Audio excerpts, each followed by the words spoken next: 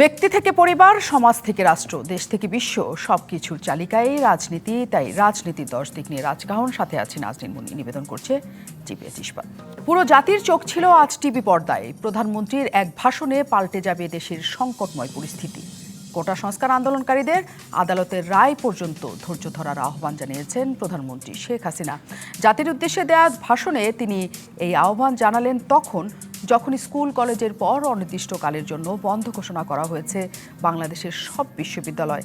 ভাষণের পর আন্দোলনকারীরা বিরত থাকার বদলে ঘোষণা দিয়েছে কমপ্লিট শাটডাউনের। জানিয়েছেন বিশ্ববিদ্যালয় ছাড়লেও ঢাকা ছাড়বে না তারা। তবে বিশ্ববিদ্যালয় ছাড়ার আগে যা কিছু হয়েছে গভীর রাত আর দিনভর তা অভাবনীয়। মঙ্গলবার ঢাকা বিশ্ববিদ্যালয়ের 5 শিক্ষকের উপর হামলা হয়েছে। আজ বুধবার কোটার সংস্কার চাওয়া শিক্ষার্থীরা বাংলাদেশ কৃষি বিশ্ববিদ্যালয় উপাচার্য সহ জাহাঙ্গীরনগর বিশ্ববিদ্যালয় ও বেগম রোকেয়া বিশ্ববিদ্যালয়ের ভিসি প্রক্টরকে অবরুদ্ধ করে রেখেছিলেন। তাদের উদ্ধার করতে যেতে হয়েছে পুলিশ, র্যাব, আইন শৃঙ্খলা বাহিনীকে। শিক্ষার্থীদের দ্বারা লাঞ্ছিত হয়েও কোটা সংস্কার আন্দোলনে হত্যাকাণ্ড, হামলা ও নির্যাতনে দায়ী ব্যক্তিদের শাস্তি নিশ্চিত করা সহ বিভিন্ন দাবিতে সমাবেশ করেছেন বিভিন্ন পাবলিক বিশ্ববিদ্যালয়ের শিক্ষকরা। সমালোচনা করছেন বিশ্ববিদ্যালয়ের ক্যাম্পাসে পুলিশ, র্যাব এবং বিজিবি সদস্য মোতায়েন করা নিয়েও। হঠাৎ কেন শিক্ষকদের উপর এই আক্রোশ? কেন আঘাত করা হচ্ছে সাংবাদিকদের? প্রধানমন্ত্রীর ভাষণের পর আন্দোলন আসলে যাচ্ছে কোন দিকে? শিক্ষক সাংবাদিকদের উপর হামলা কী কারণেই বা? এসব হামলা করে কি বার্তা দিতে চাইছে আন্দোলনকারীরা? এই নিয়ে আলোচনায় আজ রাজকাহন স্টুডিওতে আছেন জাতীয় বিশ্ববিদ্যালয়ের উপাচার্য অধ্যাপক ডক্টর মশিউর রহমান, আছেন ঢাকা বিশ্ববিদ্যালয়ের শিক্ষা ও গবেষণা ইনস্টিটিউটের পরিচালক অধ্যাপক ডক্টর এম ওহিদুজ্জামান এবং আছেন ঢাকা বিশ্ববিদ্যালয়ের ইসলামের ইতিহাস ও সংস্কৃতি বিভাগের অধ্যাপক ডক্টর এম সিদ্দিকুর রহমান। দর্শক, আপনারা আছেন আমাদের সাথে। অনেক ধন্যবাদ সাথে থাকার জন্য, যোগ দেওয়ার জন্য, এবং অতিথিকে স্বাগত জানাই, কৃতজ্ঞতা আমাদের সাথে যুক্ত হওয়ার জন্য। আমি একটু শুরুই করতে চাই ডক্টর এম সিদ্দিকুর রহমান খানকে দিয়ে। ওনাদের দিয়ে শুরু করলে ভালো হয়। তুমি বলো। আমরা শুরু করি স্যার, কোনো অসুবিধা নেই। জি, যা কিছু আসলে ঘটছে এখন বিশ্ববিদ্যালয়ে, এখনও আমরা জেনে আসলাম যে এখনও সংঘর্ষ চলছে। যদিও বিশ্ববিদ্যালয় খালি, এর মধ্যে বলা হয়েছে সকল বিশ্ববিদ্যালয় থেকে সকল শিক্ষার্থীরা চলে গেছে। এখন যারা আন্দোলন করছে তারা আসলে কারা? বিশ্ববিদ্যালয়গুলো আমাদের বলতে গেলে গত 17 দিন ধরে এক ধরনের শিক্ষা ব্যবস্থা, শিক্ষা কার্যক্রম এগুলো বন্ধই আছে সারা দেশের 36টি বিশ্ববিদ্যালয়। প্রথমে আমাদের শিক্ষকদের ব্যাপারে যে আমাদের ভাষায় যে বৈষম্যমূলক প্রত্যয় নামক একটা পেনশন স্কিম চালু করা হয়েছে 2024 সালের মার্চ মাসে, সেই প্রজ্ঞাপনটির বিরুদ্ধে বিশ্ববিদ্যালয়ের শিক্ষক সমিতি, বিশ্ববিদ্যালয় ফেডারেশনের নেতৃত্বে আমরা একটা দীর্ঘদিন ধরে আন্দোলন, এবং সেই আন্দোলনের কোনো যৌক্তিক সমাধান বা কোনো কার্যকর উদ্যোগ না পাওয়ার ফলে ঢাকা বিশ্ববিদ্যালয় সহ 36টি বিশ্ববিদ্যালয়ের শিক্ষকরা গত 1 জুলাই থেকে সর্বাত্মক অবস্থান কর্মসূচি এবং ধর্মঘট কর্মসূচি পালন করছেন। ফলে 36টি সরকারি পাবলিক বিশ্ববিদ্যালয়ের শিক্ষা কার্যক্রম কার্যত অচল ছিল। এর সাথে যুক্ত হয়েছে আমাদের 2018 সালে এই কোটা ব্যবস্থা সংস্কারের দাবিতে দেশে যে একটি চলমান আন্দোলন ছিল, সেই আন্দোলনের পরিপ্রেক্ষিতে আন্দোলনটি ছিল কোটা সংস্কার, কিন্তু এক পর্যায়ে সেটি সম্পূর্ণরূপে বাতিল করা হয়েছে। এবং মাননীয় প্রধানমন্ত্রী গত কয়েকদিন আগে তার বক্তৃতায় বলেছেন যে এটা আমি এক ধরনের রাগ করে এটি বাতিল করেছি।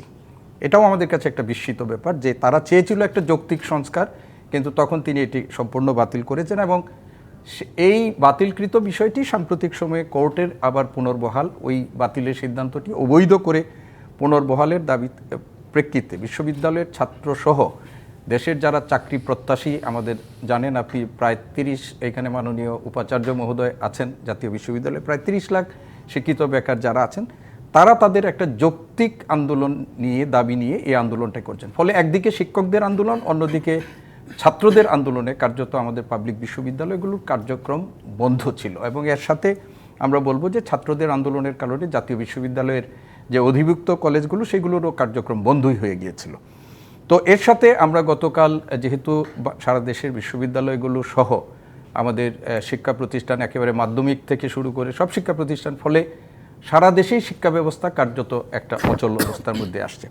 এবং আপনি দেখেন যে আমাদের এই যে কোটা যারা আন্দোলন করছিলেন এবং আমরা যারা শিক্ষকরা আন্দোলন করছিলাম দীর্ঘদিন ধরে, এবং বাংলাদেশের যে কোনো দাবি আদায়ের ক্ষেত্রে বাংলাদেশের একটা সুদীর্ঘ আন্দোলনের ঐতিহ্য আছে, এবং এখানে আমার চেয়ে আরও দুজন এই আন্দোলন সংগ্রামের সাথে, যেহেতু আমি ছাত্র রাজনীতির সাথে ওনাদের মতো প্রত্যক্ষভাবে জড়িত ছিলাম না, কিন্তু ওনাদের অনেক বেশি অভিজ্ঞতা আছে, যে আন্দোলন সংগ্রামের মধ্য দিয়ে ওনারা অনেক যৌক্তিক দাবি, এবং সরকারে যারা থাকেন তখন তাদের কাছে এগুলো অযৌক্তিকই মনে হয়, তো এই দাবিগুলো ওনারা আন্দোলনের মাধ্যমে করেছেন। এবং এখানেও আমরা দেখছিলাম যে ছাত্র শিক্ষকদের যে আন্দোলন, সেই আন্দোলনে বর্তমান যারা ক্ষমতায় আছেন বা ক্ষমতাসীন সরকার আছেন, তারা অযৌক্তিক আন্দোলনেই এটিকে অভিহিত করেছেন।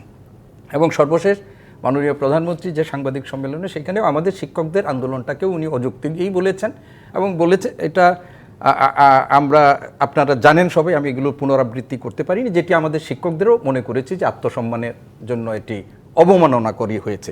তো সব মিলিয়ে এই আন্দোলন এবং শান্তিপূর্ণ আন্দোলন পরিচালিত হবে, এটি গণতান্ত্রিক সমাজ ব্যবস্থার রাষ্ট্র কাঠামোর একটা একেবারেই অপরিহার্য বিষয়। কিন্তু আমরা দেখলাম হঠাৎ করে আন্দোলনটি সহিংস হয়েছে, যেটি আমাদের কাছে প্রত্যাশিত ছিল না, এবং সহিংস হওয়ার পটভূমিও কিন্তু বাংলাদেশে আছে। 15 তারিখ থেকে এই আন্দোলনটি সহিংস রূপ ধারণ করেছে, এবং আমরা দেখেছি যে এই আন্দোলনের সাথে যারা যুক্ত ছিলেন তাদেরকে নানাভাবে আমরা ব্র্যাকেটবন্দি করার চেষ্টা করেছি, এই দেশের যারা আছেন তাদেরকে করা হয়েছে।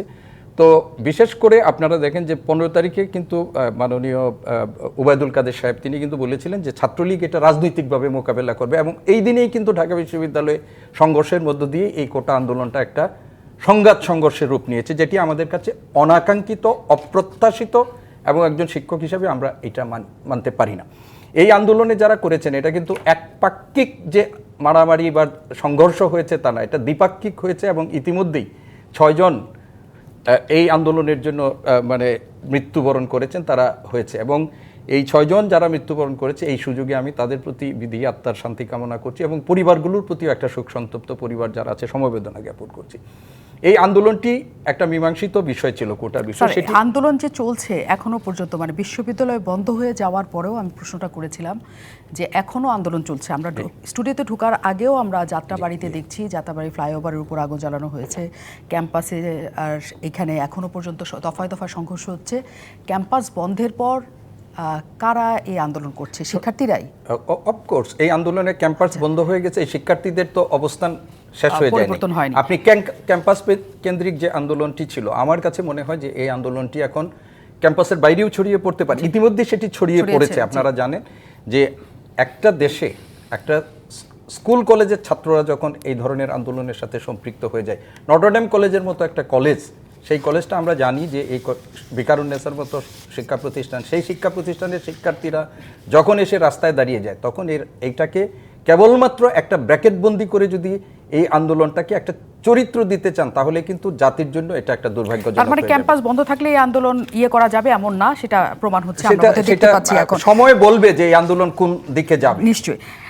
অধ্যাপক ডক্টর এম ওয়াহিদুজ্জামান আছেন আমাদের সাথে, পরিচালক শিক্ষা গবেষণা ইনস্টিটিউট, ঢাকা বিশ্ববিদ্যালয়। অনেক ধন্যবাদ, আপনি আমাদের সাথে যুক্ত আছেন। গতকাল রাতে আসলে যখন থেকে এই নির্দেশনা আসলো যে সকল বিশ্ববিদ্যালয় বন্ধ, এবং ঢাকা বিশ্ববিদ্যালয়ের ক্ষেত্রে আজকে সিদ্ধান্ত এসছে গতকাল থেকে আমরা সকল বিশ্ববিদ্যালয় যখন বন্ধ, তখন হলে হলে আসলে ছাত্র রাজনীতি বন্ধ, ছাত্রলীগদের বের করে দেওয়া, নানা রকমের বিজ্ঞপ্তি টিচারদের দিয়ে সই করিয়ে নেওয়া, নানা কিছু রাতভর ঘটেছে। এবং আজকে সারাদিনেও তারা হল বন্ধ করতে চান না এমন ঘোষণাও নেওয়ার চেষ্টা করা হয়েছে টিচারদের কাছ থেকে। ঠিক কেন, টিচারদের উপর বা শিক্ষকদের উপর এই আক্রোশের কারণটা কি?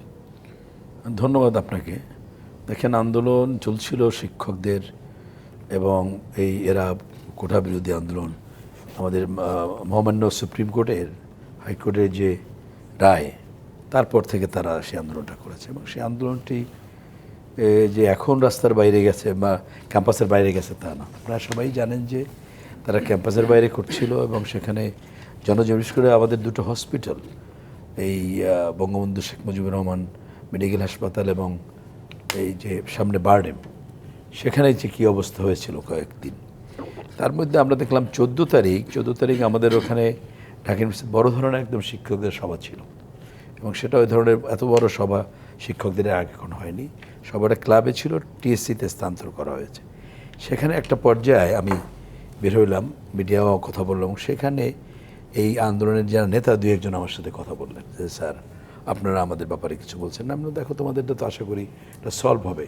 হাইকোর্ট তো একটা স্পেস দিয়েছে, যে হাইকোর্ট ওই প্রজ্ঞাপন বাতিল করেছে, কারণ সংবিধান অনুযায়ী এই কোটা থাকবে। কোটা তারা কোটার পরে তারা যেটা বলছে যে গভর্নমেন্ট এটা বাড়াতে পারে, কমাতে পারে, তাই না? এটা অ্যাপিলেট ডিভিশনে গেছে। তো তার মধ্যে ওখানে একটা নিষ্পত্তি হতে পারে, অ্যাপিলেশন তোমাদেরও বক্তব্য শুনতে চেয়েছে। তখন এই কথাটা যেটা আমাদের ডক্টর সিদ্দিক বলার চেষ্টা করেছে যে এই যে প্রাইম মিনিস্টার যে কথাটা বলেছেন, যেটাকে মিসইন্টারপ্রেট করা হলো যে মুক্তিযোদ্ধারা কোটা পাবে না, কে পাবে? আমরা দেখ, এটা তো তোমাদের বলা হয় না, এটা তো কোটা, কে কোটা পাবে? তো উনি তো এ তো রায় তো হয়েছে, কোটাই তো উনি সব বাতিল করে দিলেন। এবং এদের ভিতরে কিন্তু এরকম অ্যাগ্রেসিভ দেখলাম না। কিন্তু রাতে আমার বাসা এখন এই ইসাখা রোডে, খুবই কাছাকাছি শামসুন হল এবং রোকেয়া হল, দেয়ালের ওপারেই তারা। হঠাৎ রাতে বেশ শব্দ টব্দ শুনলাম এবং তারা হল গেট ভেঙে, এটাই তো একটা সহিংসতা যে হল রাতে মেয়েদের, যেহেতু রোকেয়া হলের বাংলোতে আমি ছিলাম, আমাদের ছেলেদের হল কিন্তু একটু ভিন্ন, এগুলো খোলা থাকে। মেয়েদের হলগুলো কিন্তু অ্যাডমিনিস্ট্রেটিভভাবে খুব ডিসিপ্লিন এবং থাকে। সেই হল ভেঙে, হলের গেট ভেঙে, অত্যন্ত শক্তিশালী গেট ভেঙে মেয়েরা চলে আসলো এবং একটা মব তৈরি করা হলো। এবং পরবর্তীতে যা হয়েছে, এইটা কোনো এই যে সাধারণ শিক্ষার্থীদের নামে হয়েছে, কোনো বাংলাদেশের কোনো সাধারণ শিক্ষার্থীরা এটা করতে পারে না। যে শিক্ষকদের উপরে গিয়ে হামলা করা, ফিজিক্যালি অ্যাসাল্ট করা, এইটা তারাই করতে পারে, একটা বিশেষ গ্রুপ, আমি তাদের নাম উচ্চারণ করতে চাই না। সেই বিশেষ গ্রুপ ছাড়া বাংলাদেশে যে রাজনীতি করুক না, কারণ এই দেশের শিক্ষাঙ্গনগুলোতে এগুলোর এই আন্দোলন সংগ্রামের মধ্য দিয়ে আমরা বড় হয়েছি। সুতরাং আমাদের মতের বিপরীতে এরশাদ বিরোধী যে আন্দোলন আমরা করেছি, সেই সময়ও এরশাদের পক্ষেও তো শিক্ষকরা ছিলেন বা প্রশাসনে ছিলেন। আমরা তো শিক্ষক হিসেবে এর বাইরে আচরণ করতে। এখন একটা গ্রুপ আছে, যে কোনো সময় দেখবেন সেটা করে থাকে। আর সমাজের ভেতরে অনেকেই দায়ী জন্য যে শিক্ষকদের একটু হেয় প্রতিপন্ন করা সাম্প্রতিককালে, সেটা কিন্তু আছে অনেক। স্যার, এইটা কি হয়েছে যে তাদের আসলে তারা যে সমর্থন আপনাদের কাছ থেকে চেয়েছিল, সেই সমর্থনটা আপনারা শেষ পর্যন্ত দেননি। এবং আরেকটা বিষয় আছে যে শিক্ষকদের ক্ষেত্রে বলা হয়ে থাকে তারা শিক্ষক রাজনীতি করে সরকারের এক ধরনের তাবেদারি করেন, সরকারের পক্ষ হয়ে কথা বলেন, ছাত্রদের পক্ষ নেন না কখনো। সেই ক্ষোভটাও অনেকদিন যাবৎ জমছিল। না, এটা শোনেন, এটা ঠিক না। আমাদের মতো অনেক শিক্ষকই আছে যে আমরা সবসময় ছাত্র বান্ধব, এটা ছাত্ররা জানে। আমার উপরে 2006-07 যে আমার উপরে সেই সময়ের যারা ক্ষমতায় আছে তাদের ব্যাক্ট, সেই বিশেষ করে ব্রিগেডিয়ার বাড়িপালায় আছে, হিজবুত তাহরির যে হামলা হয়েছিল, তারা সেই সময় কিন্তু শুধুমাত্র আমি যে আদর্শে পছন্দ করি তা না, ইভেন ছাত্র দলের যারা একেবারে আইয়ারের আমার ওখানে ছাত্র একেবারে নেতা, তারা কিন্তু সকলেই, এবং অন্য অন্য স্টুডেন্টরাও যারা ধর্মীয়ভাবে একটু কনজারভেটিভ, সকলেই আমার পাশে ছিল। শুধু এটি ঠিক না। আমরা যারা শিক্ষক অনেকেই জানে, আমরা কখনো শিক্ষার্থীদের, এই যে করোনা গেছে দেখেন, আমরা শিক্ষার্থীদের আমাদের বেতনের টাকা দিয়েও কিন্তু সহায়তা করছি। অনেক শিক্ষার্থী আছে ইউনিভার্সিটিতে পড়ে, টিউশনি করে চলে, বাড়িতে বাপ মাকেও সাপোর্ট দেয়। তো তারা করোনার মধ্যে যেমন একটা অবস্থায় পড়েছে, আমরা লিস্ট করে শিক্ষকরা চাঁদা দিয়ে আমরা কিন্তু বিকাশের মাধ্যমে টাকা পাঠিয়ে দিয়েছি। শুধু লেখাপড়ায় না, আমরা যারা শিক্ষক এবং যারা, আমি আরও বলি, যারা বরং রাজনৈতিক কর্মকাণ্ডের মধ্য দিয়ে বড় হয়েছে, মানুষের প্রতি যেহেতু তাদের কমিটমেন্টটা বেশি, ফলে তারা আরও বেশি করে। এ বিষয়টি আমি বলবো, যারা করেছে তারা হলো একটা বিশেষ মতাদর্শের, আপনি বলছেন বিশেষ মতাদর্শ, তারা এই আন্দোলনটাকে এক ধরনের ভিন্ন খাতে পরিবাহিত করেছে। এবং আমরা দেখছি যে একটা পর্যায়ে, গতকাল পর্যায়ে এসে এটা এক ধরনের সরকার বিরোধী আন্দোলনের রূপ লাভ। নিশ্চয়ই এখানে আমরা থামি স্যার, নিশ্চয়ই আমি আপনার কাছে আসবো তারপরের পর্বটাতে যে কেমন করে সরকার বিরোধী হলো। আমাদের সাথে আছেন অধ্যাপক ডক্টর মশিউর রহমান, আমরা তার কাছে একটু যেতে চাই। অনেক ধন্যবাদ স্যার, আপনি আমাদের সাথে যুক্ত আছেন। যে পরিস্থিতিতে অধ্যাপক ডক্টর এম ওয়াহিদুজ্জামান বলছেন যে এটা আসলে সরকার বিরোধী আন্দোলনের কাছে নিয়ে যেতে চাইছে, এই কারণে সকল শিক্ষকদের উপর এক ধরনের হামলা হয়েছে। কিন্তু দেশ জুড়ে সব বিশ্ববিদ্যালয়ে সব ভিসিদের এরকম করে অবরুদ্ধ করে এখনও পর্যন্ত ময়মনসিংহ কৃষি বিশ্ববিদ্যালয় এবং টাঙ্গাইলের যে ভাসানী বিশ্ববিদ্যালয় আছে তার ভিসি দুজনেই এখনও পর্যন্ত অবরুদ্ধ অবস্থায় আছেন। মানে কেন এই পরিস্থিতি, কেন? ধন্যবাদ আপনাকে। আসলে খুব অল্প সময়ের পেছনের বিষয়টা একটু যদি উল্লেখ করি, যে প্রশ্ন আপনি করেছেন তার উত্তরে, যে সরকার, যেটি অধ্যাপক সৈয়দুর রহমান উল্লেখ করেছেন, মাননীয় প্রধানমন্ত্রী একটি আন্দোলনে যখন এটি সংস্কারের বিষয় আসে এটি বন্ধ করলেন কোটা। আদালতে গেলেন, যারা এটি চায় তার অধিকার হিসেবে আদালতে গেল। আদালত একটি ঘোষণা দেওয়ার পর যখন শিক্ষার্থীরা রাজপথে আসলো, তারা তাদের যৌক্তিক একটি দাবির বিষয় উত্থাপন করলো। আদালত খুব দ্রুত 3টি বিষয় উল্লেখ করে বলল, কোমলমতি শিক্ষার্থীরা ক্লাসরুমে ফিরে যাক। উপাচার্যদেরকে বলা হলো যাতে শিক্ষার্থীরা এবং এই প্রতিষ্ঠানগুলোতে শিক্ষার পরিবেশ সৃষ্টি হয় সেটির জন্য দায়িত্ব নিতে। আর একটি পরামর্শ শিক্ষার্থীদের দিল যে তাদের যে কোনো বিষয়, আদালতের দ্বার খোলা যে কোনো বিষয় নিয়ে তারা আর্গুমেন্টে যেতে পারে, বলতে পারে, আদালতের কাছে চাইতে পারে। এই 3টি পরামর্শের পরে এমনটি নয় যে ভারত অথবা মিয়ানমার বাংলাদেশে হামলা করেছে, কালকে সংসদ ডেকে সমাধান করতে হবে, এমনটি নয় মহাপ্রাকৃতিক দুর্যোগে দেশ পড়েছে, কালকে বিশেষ তহবিল গঠনের জন্য আমাদের সমস্যারে সবাইকে একই জায়গায় আসতে হবে। খুব গুটি কয়েক চাকরি। এটি কিন্তু এমন কেউ বলছে না যে আমি খুব মেধাবী, আমার গবেষণার ক্ষেত্র বাড়াও। কেউ বলছে না আমি খুব মেধাবী, আমাকে বেসরকারি পর্যায়ে আরও চাকরির ক্ষেত্র তৈরি করো। কেউ বলছে না যেখানে একটি অস্বচ্ছ জবাবদিহিতার মানে ঘাটতি রয়েছে, দুর্নীতিমুক্ত একটি প্রশাসনিক ব্যবস্থা গড়ে উঠেছে, তার মধ্যে আমি প্রতিবাদ জানাই। বলছে আমার ওখানে অংশগ্রহণ করতে হবে যেখানে দুর্নীতি এবং এক ধরনের ক্ষমতার চর্চা, সেটির অংশীদারিত্ব। এবং এটিও আমি যদি বলি যে যারা আজকে বলছে কোটা এই ব্যবস্থাটি থাকা উচিত না, অর্থাৎ একটি বিশেষ সুবিধা পাবে না, আমি যদি বলি যে আজকে যারা আমরা আন্দোলন করছি, আমি নিজে মনে করি আমি এই সমাজে একজন প্রিভিলেজড মানুষ, আমার একটা চাকরি আছে, আমি বেতন ভাতা পাই, আমি প্রিভিলেজড। যেই শিক্ষার্থী আজকে বুয়েটে পড়ে, যে মেডিকেলে পড়ে, যে পাবলিক ইউনিভার্সিটিতে পড়ে, আমি যদি আমার বিশ্ববিদ্যালয় কলেজের কথা বলি, সেই কলেজের শিক্ষার্থীর জন্য যা খরচ হয় পাবলিক ইউনিভার্সিটির শিক্ষার্থীর কাছে তার তুলনায় বহু বেশি খরচ হয়। তাহলে আমি যদি বলি যে আমরা যারা আন্দোলন করছি আমি কি প্রিভিলেজড না? আমার তুলনায় বাংলাদেশে বহু লোক কি আছে না যারা আমার চাইতে কম আয় করে, অনেক বেশি কষ্টে আছে, আমি তো প্রিভিলেজড। তো যিনি এই বিশ্ববিদ্যালয়ে পড়ছেন তিনি যখন বলছেন যে অন্যকে বিশেষ সুবিধা দেওয়া যাবে না, অলরেডি কি আমি একটি বিশেষ সুবিধায় নাই? আমার থেকে যে কম সুযোগ পাচ্ছে আমি কি তার কথা একবারও বলছি? এবং মেধার জায়গাটি কোথায় যে আমি বিশেষ ওই বিসিএস-এর এমন না যে শিক্ষা তার প্রথম চয়েস, এমন আপনি এগুলো স্টাডি করেন যে তাদের প্রথম চয়েস কোন জায়গাটা, পুলিশ, প্রশাসন, ট্যাক্স ইত্যাদি। তাহলে মেধার যে দায়িত্ব দাবি সেটি গবেষণা হতে পারে, বিশ্ব নাগরিক হওয়া, স্মার্ট সিটিজেন হওয়া, আমার মধ্যে অনেকগুলো দক্ষতা বৃদ্ধির বিকাশ দরকার। আমি যদি একদম লজিক্যালি বলি যে আসুন বসি, আমার স্কিল বাড়াতে হবে। এখন আমরা এভাবেও যদি বলি বাংলাদেশে আসলে কি আমি যদি চাকরি চাই, প্রবলেমটা কোথায় যে আমার স্কিলের অভাব থাকছে, এই জন্য বিদেশ থেকে নার্স পর্যন্ত আনতে হচ্ছে। তাহলে আমার দাবিটা কোনটা হবে? আমার স্কিল বাড়াতে হবে। এই কোন সমস্যাটা এমন যে কালকে সংসদ ডেকে সমাধান করতে হবে? যিনি আজকে আবেদন করছেন, যিনি আজকে এই অবস্থা করে 6 জনের যে প্রাণহানি ঘটলো, এই 6টা পরিবার বুঝবে যে জীবনের দুর্বিষহ কষ্টরা টানা কত কঠিন। যার বাবা মার স্বপ্ন ছিল এই ছেলেটা চাকরি করবে, সে আজকে কফিনে পরিণত হয়েছে। এটা এনজয় করার মতো কোনো কারণ নাই, প্রত্যেকে আমরা এটা ব্যতীত। এখন না, সমস্যাটার যেটা আদালত বলল, অনেকেই বলে কেউ দেখছে না, অযৌক্তিক, আমরা প্রত্যাখ্যান করেছি। আদালত সে নিজের 3টি গাইডলাইন দিয়ে বলছে যে তোমরা আসো, আলোচনা করবা, আদালতে বলবা, আমরা একটা সমস্যার সমাধানের দিকে যাব। সেইখানে কালকে সংসদ ডেকে এটা সমাধান করতে হবে, অথবা আজকে মাননীয় প্রধানমন্ত্রী আবার বলছে, নিশ্চয়ই আমি আশা করি আদালতের মধ্য দিয়ে শিক্ষার্থীরা আশাহত হবে না। এটি যদি বার্তা হয়, আপনি বলছেন কমপ্লিট শাটডাউন, তাহলে এটি রাজনৈতিক না, এটি পেছনে আমি বলি জামাত জঙ্গির চেহারার ভিন্ন রূপটি সামনে আসছে না। এখানে প্রশ্নটা রেখে আমি যাই, আপনার সকল কথা শোনার পরেও এই ঘটনা এতদিন পর্যন্ত না এলেও হয়তো চলতো, যখন শুরুতে শান্তিপূর্ণ ছিল। আদালত কি খুব বেশি সময় নিয়েছে? না, নিশ্চয়ই না স্যার। আমি প্রশ্নটা করি, যতদিন পর্যন্ত চলছে ততদিনে খুবই শান্তভাবে এই আন্দোলনটা চলেছে, আমরা কথা বলেই হয়তো শেষ করতে পারতাম সেই ঘটনা।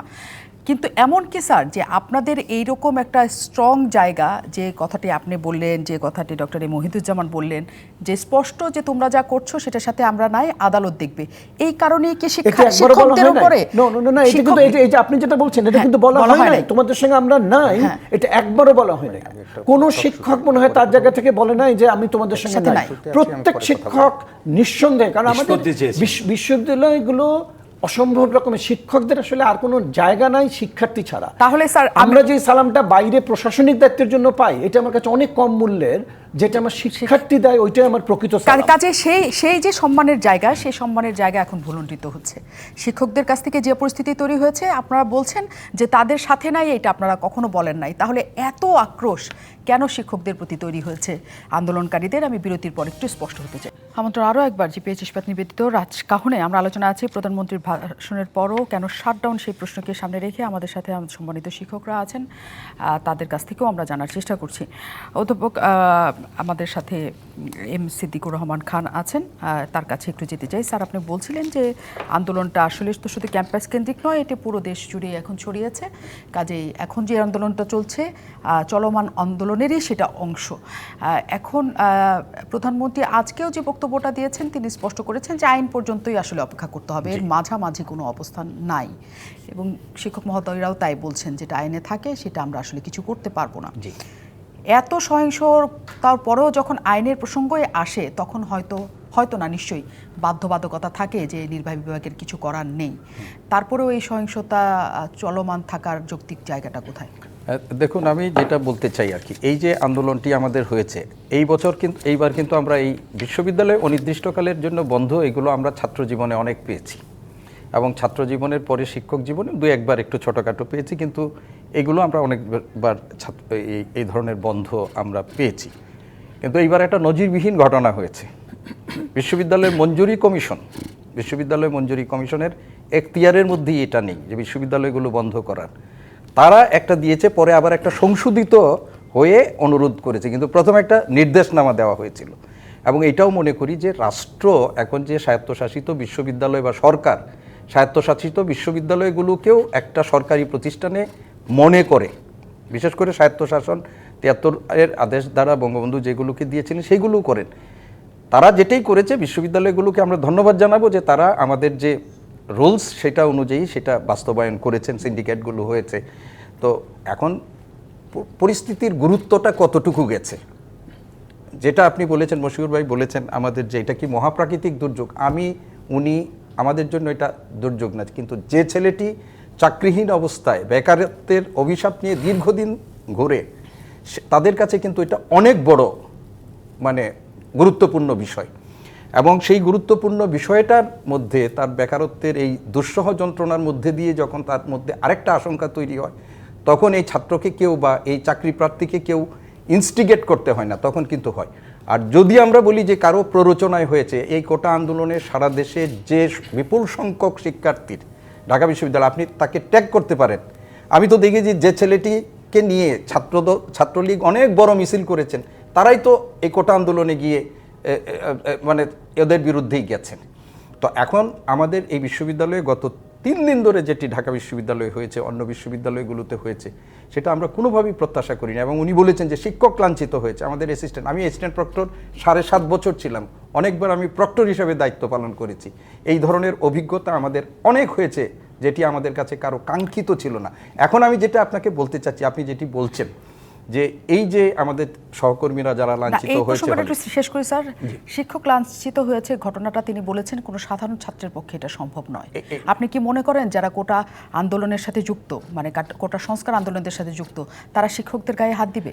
আমি আপনাকে একটা জিনিস বলি, এটা আমাদের কোনোভাবেই কাঙ্ক্ষিত না, কিন্তু অভিজ্ঞতাগুলো আমাদেরকে বলেছি কেন আমরা এই শিক্ষার্থীরা আমাদেরকে প্রতিপক্ষ বলে না, অভিজ্ঞতার কথাও না স্যার, এবং কথাও না, আপনার জায়গা থেকে কি মনে হয় যারা কোটা সংস্কার আন্দোলনের সাথে যুক্ত তারা এই শিক্ষকদের লাঞ্ছিত করেছে প্রক্টর সহ?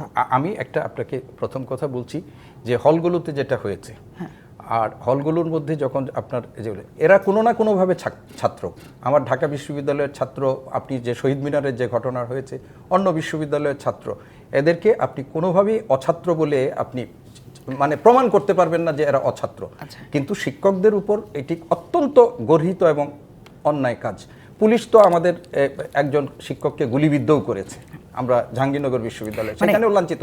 এখন আমি যেটা আপনাকে বলতে চাই, যে কথাটি করতে চাই, যেটা আমাদের প্রত্যাশিত না, কিন্তু আমরা যদি দেখি যে বাংলাদেশের ইতিহাস, এই ইতিহাসে কিন্তু এই ঘটনাটি হয়েছে।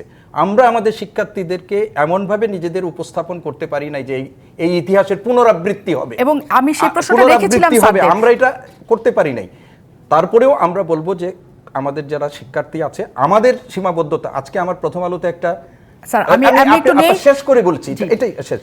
প্রথম আলোতে আমাকে একটা ইন্টারভিউ ছাপা হয়েছে, সেখানে আমি একটা শিরোনামেই করেছেন যে রাজনৈতিক সিদ্ধান্তের কাছে অনেক সময় আমরা শিক্ষকরা অসহায় হয়ে যাই। অধ্যাপক আমি একটু নেই অধ্যাপক ডক্টর এ মুহাদ্দিসুজ্জামানের কাছ থেকে। স্যার, এই যে কথাটা তাদের বলা হলো যে তারা আসলে মনেই করেছে যে শিক্ষকরা তাদের সাথে নেই, নইলে দেশ জুড়ে সব শিক্ষকদের অবরুদ্ধ অবস্থা হয় না। ধন্যবাদ আপনাকে। আসলে বিষয়টা ওরকম না, বা যারা এর মধ্যে আমার বলা উচিত ছিল প্রথমেই, যারা জীবন দিয়েছে, নিহত হয়েছে, তাদের আমি খুব গভীর শ্রদ্ধার সাথে স্মরণ করি, এবং পরিবার যে বর্গ, তাদের আমি সমবেদনা জানাই। এবং এটি আমাদের জন্য খুবই পীড়ার, কারণ একটা জীবনও, 6 জন মৃত্যু দরকার না, একজন মৃত্যুও তো কাম্য নয়। এবং একজন শিক্ষার্থী কত আশা নিয়ে বাপ মা পাঠায়, সে যে কারণেই এত গুলিবিদ্ধ হয়ে মারা গেছে বা আহত হয়ে মারা গেছে, অন্যভাবে মারা গেলেও আমাদের খুবই কিন্তু পীড়া দেয়, তাই না? তো এখন এটি দেখেন বিশাল অপ্রত্যাশিত। এবং দেখেন আজকের মাননীয় প্রধানমন্ত্রী অত্যন্ত কাম, কোয়াইট এবং খুবই শর্ট, এবং আমি মনে করি যে এর চাইতে ভালোভাবে কিছু বলার নেই, তাই না? তো সেটা তারপরে আপনি যথার্থই বলছেন যে তারপরে কি আন্দোলন থাকে, আপনাকে তো মিনিমাম ধৈর্য ধরতে হবে। আমি নিজে অন্য একটা টেলিভিশন থেকে ফিরছিলাম একদিন, তখন মানে তারা শাহবাগে করতো, ওই দিন বোধহয় আর একটু বাড়াইছে, ঠিক সেই দিন। আমি ভাবছি যে রাতে এখন বোধহয় আর নাই। আমি গিয়ে আমার ড্রাইভার ওই দিক দিয়ে নিয়ে গেছে, আপনার শেরাটনের ওখানে খুব জ্যাম, প্রচণ্ড জ্যাম চারিদিকে। তো ওখানে আসলাম, আমি নামলাম, আমি চাচ্ছিলাম না, তো ড্রাইভার ওদের গিয়ে বললো স্যার চলেন। তো আমি একজনে দেখলাম, একটা ছাত্রকে আমি বা তুমি বা এরকম অত মানে সম্মান দিয়ে যে বলা, তাই না? ছাত্ররা তো আমরা খুব আপন করেই অ্যাপ্রোচ করি, সেটা বোধহয় বলি নেই, বেশ তেরেই উঠছিল। তো আমি দেখলাম যে আমি হয়তো লাঞ্ছিত হতে পারতাম, কিন্তু অন্য কয়েকজন ছাত্র, তারা বোধহয় আমাদের ইউনিভার্সিটির ছাত্র, তখন তারা তাকে নিয়ে যারা বলছে স্যার স্যার, ওরা বলতে, আমার ড্রাইভার কিন্তু বলছে ও স্যার, কিন্তু ও স্যার হয়েছে কী হয়েছে। এবং অন্যরা ইউনিভার্সিটির, এটা ঠিক না, যারা আছে অধিকাংশ হয়তো ছাত্র, কিন্তু সকলে ঢাকা ইউনিভার্সিটির ছাত্র নেওয়াও ঠিক। আর ঢাকা ইউনিভার্সিটির ছাত্র হলেও আমি আসলে নাম বলতে চাচ্ছিলাম না, যে যারা এই জামাত শিবিরের রাজনীতি আদর্শ অনুসরণ করে, তারা আসলে তারা কি, সেটা আজকের এখানে এরকম একটা সময় ব্যাখ্যা দিতে চাই না আমি। তাদের জন্য সব কিছু সম্ভব। তারা শিক্ষক কেন, তারা বাপ মাকেও হত্যা করতে পারে। সুতরাং শিক্ষকদের লাঞ্ছিত করা তাদের কাছে কিছু না। সুতরাং আমি মনে করি না যে, আরেকটা বিষয় হলো, এটা মনে করার কোনো কারণ নেই। যেন আমরা যে আন্দোলনটা করেছি, এই আন্দোলনটাও তো নানাভাবে নানা দিকে যেতে পারে। সেজন্য না এটা ছাত্রদের সাথে আমরা যুক্ত করেছি, না করেছি কর্মকর্তা কর্মচারী। আপনি জানেন যে ঢাকা বিশ্ববিদ্যালয়ে এই পেনশন স্কিমে শুধু তো শিক্ষকরা পড়বে না, পড়বে কর্মচারী কর্মকর্তাও। তারা কিন্তু আমাদের চাইতে আরও শক্তিশালী মোবিলাইজেশন মিছিল টিছিল করেছে। আমরা কিন্তু তাদের সাথেও সম্পৃক্ত হই নাই, আমরা তো মিছিল টিছিল করি নাই। কিন্তু এবং আমাদের আন্দোলনটাও শিক্ষার্থীদের জন্য। আমাদের যে আন্দোলন, এই পেনশন তো আমার জন্য না। তারা যাতে বড় হলে, মানে তাদের যে কথাটা বলছে আমাদের ডক্টর বশির, যে চাকরি কয়জন শিক্ষক হবে, কিন্তু সেন্টিমেন্টে সবারই আসলে লাগে। আর এখানে সবচেয়ে বড় কথা, হাইকোর্ট যখন এখানে স্টে দিয়ে দিল, তখন কিন্তু আর এই অবস্থাটা নেই যে আপনি কথা বহল হয়ে গেছে, এখনই হয়ে যেতে পারে। সে আছে, শিক্ষার্থীরা বলছে যে না, এটা তো 2-1 মাসের সমাধান হবে না, যেহেতু আদালত সেটি অনেক সময় লাগতে পারে।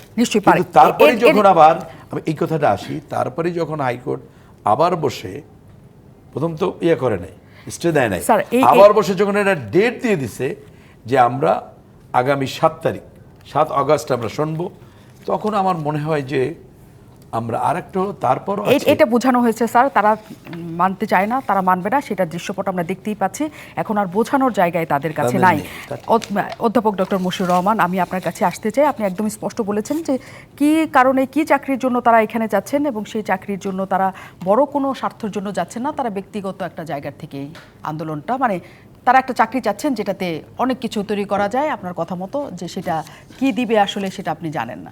কিন্তু এই জায়গাটা থেকে আমি চাকরিটা চাই, কি চাকরি চাইবো আমার তো বাছাই করার সুযোগ আছে, এবং আমি হয়তো ওই চাকরির জন্য জীবন দিতে প্রস্তুত, কয়েকজন তাই দিচ্ছে।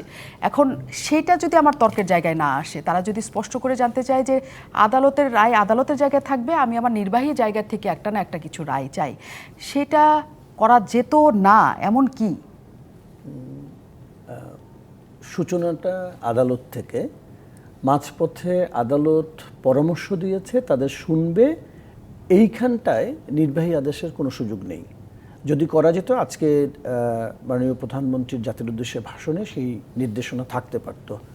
তিনি আস্থা রেখেছেন যে আদালত থেকে নিশ্চয়ই শিক্ষার্থীরা তাদের যৌক্তিক দাবি, একটু আগে আমার সহকর্মী যেটি বলেছেন, আমার অন্তত শুনিনি যে মাননীয় প্রধানমন্ত্রী বলেছে শিক্ষার্থীদের দাবি অযৌক্তিক। আরেকটি বিষয় কি, ধরুন এটা নিজের প্রসঙ্গ যত কম বলা যায় ভালো, আমি সাধারণত ফার্স্ট ইয়ারের ক্লাসে শিক্ষার্থীদের কয়েকটা বিষয় অনুরোধ করি। ঢাকা বিশ্ববিদ্যালয়ের মসজিদের পাশে একটি আম গাছ আছে, আমার জানা মতে ওই আম গাছে রাতের বেলা শিক্ষার্থী কাঁচা আম পাড়তে গিয়ে ডালে পা দিয়ে তাৎক্ষণিক পড়ে মারা গেছে। আমাদের সুইমিং পুলে অনেক সময় দুর্ঘটনা ঘটে, এবং এরকম বেশ কিছু, আমরা ফার্স্ট ইয়ারে আমি সবসময় বলি যে প্রথম ক্লাসই যে দয়া করে কখনো এই উচ্ছ্বাসে এই যে সুইমিং ভালো না পারো নেমো না, এই কাঁচা আম পাড়ার জন্য জীবনটা কফিন হয়ে বাবা মার কাছে জানি না যায়। আরেকটা হচ্ছে যে রাজনৈতিক সহিংসতা। আমরা বহুদিন ধরে ক্যাম্পাসে, আমি নিজে যখন, অধ্যাপক সিদ্দিক যথার্থই বলেছেন, আমি যখন শিক্ষার্থী, অদুজ্জামান চানও তাই, যে আমরা প্রত্যেকে ক্যাম্পাসে 300 রাউন্ড 400 রাউন্ড 500 রাউন্ড গুলির বাস্তবতা দেখেছি। সামরিক শাসন বলুন, তার পরবর্তী ধাপ বলুন, বহু ঝড়ঝঞ্ঝার মধ্য দিয়ে কিন্তু ক্যাম্পাসগুলো আপনি নিজেও জানেন।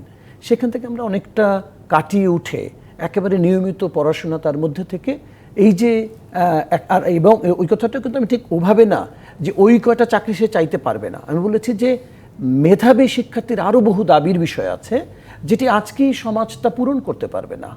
আমি যদি বলি যে যেই পরিবারটি আয় দুর্নীতির, সেই পরিবারের সবাইকে আমরা দায়ী না যে দুর্নীতির অর্থ ভোগ করি? যেই ব্যক্তির ম্যানিফেস্ট যেটা করে ইন্ডিভিজুয়ালের মধ্যে, এটি আমি সোশিওলজির একজন ছাত্র হিসেবে এইটুকু অন্তত জানি, প্রত্যেকটা ইন্ডিভিজুয়াল যেটা ম্যানিফেস্ট করে সেটি তার না, তার মধ্যে একটা হিডেন এজেন্ডা থাকে। আমার বিষয়টি হলো এটি শুধুমাত্র ইন্ডিভিজুয়াল না, ফ্যামিলিও তাই করে। ঘুষের টাকা কখনো বলে না যে আমরা সবাই মিলে ঘুষের টাকা এনজয় করি, কেউ স্বীকার করে না। ফ্যামিলিরও হিডেন এজেন্ডা থাকে, রিলিজিয়নের থাকে, রাষ্ট্রেরও থাকে, এমনকি সমাজেরও থাকে। সমাজ অনেক কিছু, আমরা কি সবাই বলি যে সোসাইটিতে ওপেন কতগুলো বিষয় আছে যেগুলো আমরা অ্যালাউ করছি, বলি না, কিন্তু ভিতরে ঘটে। ইন্ডিভিজুয়ালের ক্যারেক্টারেও অনেক সময় যেটা সে ম্যানিফেস্ট করে ওইটাই চূড়ান্ত না, তার একটা হিডেন বিষয় থাকে। এই হিডেন বিষয়টা আমাদের অনেক সময় অনেক বেশি ক্ষতি করে। আপনার কি মনে হয় স্যার যে এই বিষয়টার মধ্যে একটা হিডেন বিষয় আছে? এই আন্দোলনেরও আমাদের ওই যে বললাম যে ব্যক্তি, সমাজ, রাষ্ট্র, পরিবার, ধর্ম সব কিছুতে এটা, এই যে সোসাইটি যেটা অনগোয়িং, এর পেছনের কারণটাই তাই। কিন্তু কোনটা সামনে আসবে, অধিকাংশরা মিলে যেটা মত ঠিক করবে সেটাই ম্যানিফেস্ট করে, সেটাই টেকে। এই হিডেনগুলো আলটিমেটলি টেকে না, ওটার মধ্যে দিয়েই কিন্তু সোসাইটি এগোয়। আজকের এই হিডেন এজেন্ডাটা যখন বেরিয়ে আসবে, আপনি নিশ্চিত থাকুন এই শিক্ষার্থীদের একটি বড় অংশ বুঝবে যে হিডেন এজেন্ডার মধ্যে আমি পড়েছিলাম কিনা। নিশ্চয়ই আপনার দাবি থাকবে, আপনি আগামী বাংলাদেশ গড়বেন। যে শিক্ষার্থী আগামীর বাংলাদেশ তৈরি করবে, সে যদি আজকে বলে কমপ্লিট শাটডাউন, কালকে তো তাকে দেশ চালাতে হবে। সুতরাং কমপ্লিট শাটডাউন, তারপরেও কমপ্লিট শাটডাউন চলছে স্যার, এবং তারা আসলে দেশ চালানোর কথা চিন্তা করছে নাকি জানি না, কিন্তু তারা হয়তো আস্থা রাখছে না, বা তারা হিডেন কারণ আছে কিনা আমরা স্যার জানি না, কিন্তু শেষ পর্যন্ত কমপ্লিট শাটডাউন এসছে, এবং আগামীকাল দেখা যাবে সেটা আরও মারাত্মক আকার ধারণ করেছে। এটা তার মানে কি কোনো সমাধানের পথে গেলাম? 7 তারিখ পর্যন্ত কি আমাদের এই চলতে থাকবে নাকি? সেটা আমি অবশ্যই স্যার আসবো, অবশ্যই আসবো বিরতির পর। অনেক ধন্যবাদ দর্শক। রাজকাহনে আইনের প্রতি আস্থা রেখে প্রধানমন্ত্রী বলেছেন রায় পর্যন্ত অপেক্ষা করতে, কিন্তু শিক্ষার্থীরা এখনো পর্যন্ত আন্দোলনে, তার মানে 7 তারিখ পর্যন্ত এই আন্দোলন চলবে কিনা, একইভাবে এরকম সহিংস হবে কিনা দেশ।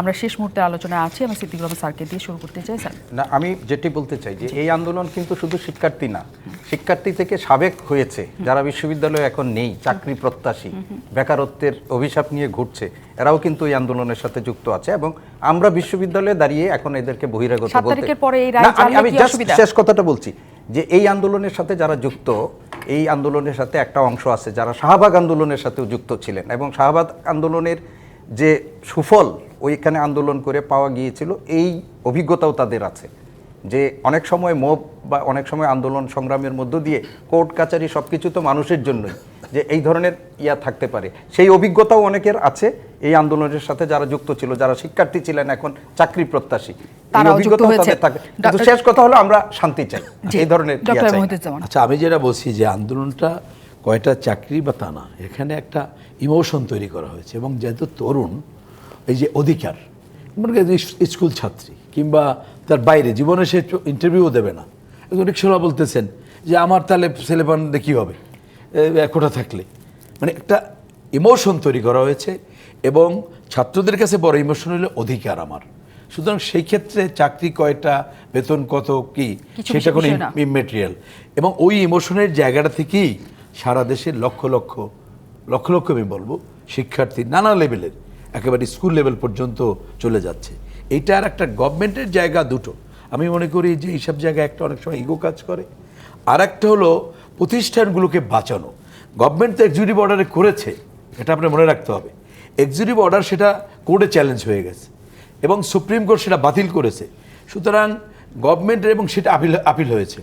এখন আবার যদি আপনি এক্সিকিউটিভ অর্ডার করেন, তাহলে যে কেউ যে এগ্রিভ পার্সন গিয়ে কোর্টে যেতে পারবে না, এটা কিন্তু না। তাহলে কি, তাহলে সেই কারণে গভর্নমেন্ট একটা যুক্তিসঙ্গত কারণে দুটো জায়গা থেকেই গভর্নমেন্ট ওয়েট করতে পারে।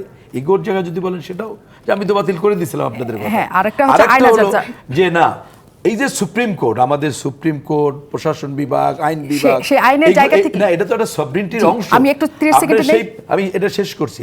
সেই প্রতিষ্ঠানগুলোকে রক্ষা করাও, তার মর্যাদা রক্ষা করাও কিন্তু সরকারের দায়িত্ব। ডক্টর মশিউর রহমান, জি।